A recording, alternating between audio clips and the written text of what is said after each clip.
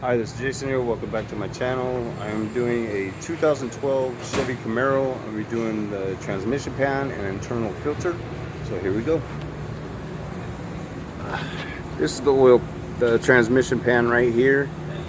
We are going to be taking out the 17 bolts all the way around and dropping this pan straight down. Make sure to have a catch underneath you because it will spill once you get these bolts out. What I like to do is take all the bolts out except these two in the front, and then I'll take these two in the front out by hand because the pan will drop down.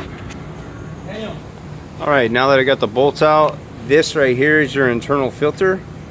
You just take this, wiggle, wiggle, and it'll end up coming out just like that. And then the new one, I'll show you how to put it in right now. So the new one, you just stick right up in there. Kind of hard to do with one hand. But kind of wiggle, and it'll stay in one spot. See it locked in? Just give it a little wiggle, make sure it's in the right spot.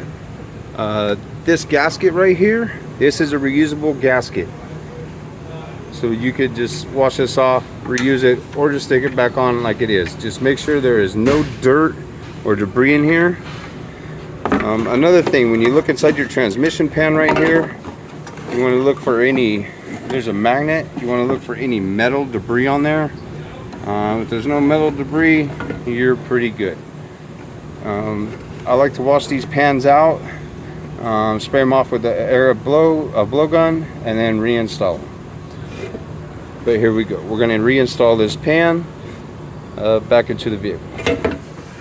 Okay, now I got the pan installed. To get oil into this transmission, because there's no dipstick tube, right there